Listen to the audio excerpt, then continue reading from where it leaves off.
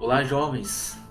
Hoje vamos explorar o conto Coração Denunciador de Edgar Allan Poe, sob a lente da psicologia, da neurociência e da filosofia existencialista de Jean-Paul Sartre. Então, esse conto, além de ser uma história de terror psicológico, é também uma janela para entendermos como o medo, a culpa e as emoções intensas podem dominar a mente humana, gerando efeitos que transcendem o controle racional. O protagonista, após cometer um crime, ele é atormentado pela ideia de que seu próprio coração está o denunciando. Mas o que isso realmente significa em termos emocionais e psicológicos, é claro. Então vamos ver isso juntos. Então, Edgar Allan Poe nasceu em 19 de janeiro de 1809 em Boston. Faleceu em outubro de 1849. Ele foi um autor, poeta, editor e crítico literário estadunidense, integrante do movimento romântico em seu país. Então, o conto O Coração Denunciador, um conto que particularmente eu gosto bastante, é uma história clássica do terror psicológico. Ela foi publicada em 1843 e ela explora temas como culpa, paranoia, obsessão. O conto narra a experiência de um protagonista não identificado que insiste em exceção, embora demonstre uma obsessão crescente com o olho de abutre de um velho com que ele vive.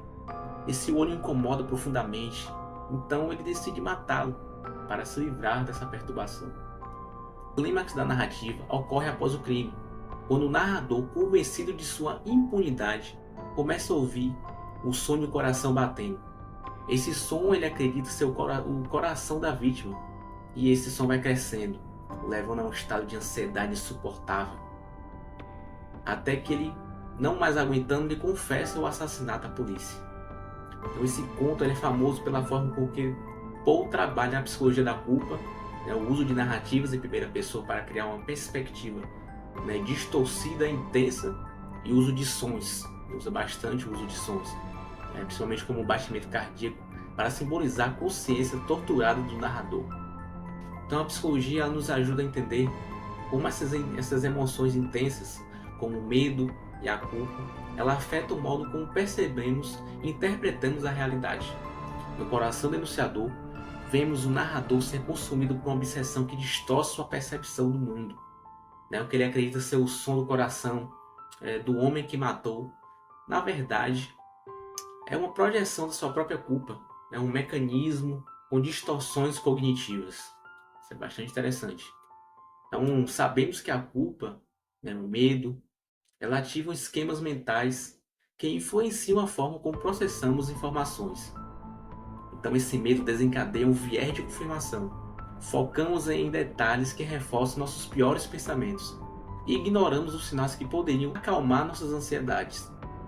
No caso do narrador, a atenção seletiva ela age como uma lente que amplifica o remorso e cria uma percepção distorcida. Então ele se concentra unicamente no som desse coração o tempo todo. Então esse som se torna uma metáfora para a sua culpa e o leva a acreditar que os outros também podem ouvi-lo. Esse processo também envolve outras distorções cognitivas, como a catastrofização, no qual o narrador ela antecipa o pior cenário, que seu crime será descoberto de forma inescapável. A combinação dessas distorções cria uma espécie de circuito fechado de pensamentos, onde a culpa e o medo reforçam a sensação de que ele será inevitavelmente exposto. Isso ecoa o conceito de ruminação, uma característica central também para entender como as pessoas ficam presas a pensamentos repetitivos, que então intensificam as emoções negativas, mantendo o narrador num estado de vigilância ansiosa, obsessiva. Então, em paralelo a estudos de neurociência, também indicam que esses estados emocionais ativam intensamente a amígdala, a região do cérebro responsável por processar o medo. Acredito que eu também já tenha falado sobre isso.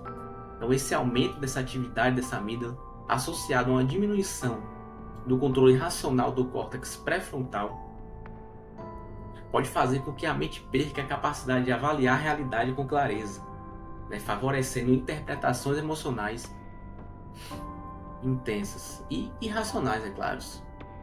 Esse desequilíbrio é central para a experiência do narrador de Poe, pois ele está literalmente preso em sua culpa, incapaz de ver a realidade sem ser influenciado pelas emoções que a culpa e o medo provocam. Então essa desativação do controle racional é comum em situações de grande tensão emocional, onde as emoções se sobrepõem ao julgamento lógico, levando a ações impulsivas e obsessivas. A neurociência também explica o papel da memória emocional, a lembrança constante do assassinato e o foco no suposto som do coração são formas de o cérebro tentar processar e talvez suprimir o trauma causado pela culpa, mantendo o narrador preso em um ciclo de ansiedade e paranoia. Vale muito a pena ler esse ponto. Então, o que Sartre vai falar sobre isso? Você já se sentiu esmagado pela culpa? Então, Sartre, o filósofo existencialista, vê a culpa como algo que surge não apenas de ações, mas da negação da própria responsabilidade e da liberdade. Segundo Sartre, a culpa está ligada à má-fé, que segundo ele é quando negamos nossa liberdade de escolha ou tentamos justificar nossas ações como inevitáveis, tentando fugir das consequências. No caso do narrador de Poe, ele se convence de que sua ação foi justificada pela suposta necessidade de eliminar o olho perturbador do velho. Mas, depois do crime, ele enfrenta uma luta interna com essa culpa existencial, que o atormenta por meio do som do coração, incessantemente. Esse conflito entre o que ele faz e a responsabilidade de encarar suas próprias escolhas ressoa na filosofia de Sartre. Ao negar a própria liberdade e responsabilidade, ele se torna prisioneiro da sua própria consciência. Então, em O Coração Denunciador, a gente pode refletir sobre até que ponto as emoções podem dominar a mente humana e interferir em nossa percepção da realidade. A psicologia cognitiva, a neurociência e Sartre, como eu trouxe aqui, nos mostram que o medo e a culpa não são apenas respostas naturais a uma situação, a situação do crime, mas forças poderosas que moldam a mente e as ações do indivíduo. O conto é um lembrete profundo de que fugir dessa responsabilidade é impossível, pois a mente e a consciência são inexoráveis em nos fazer encarar as nossas ações. No fim, somos todos responsáveis por encarar as consequências de nossas escolhas, por mais perturbadoras que elas possam ser. Então, se você gostou dessa análise, deixa aqui seu like, comente, comente sobre essa influência da culpa, se você já sentiu, como foi isso em sua vida.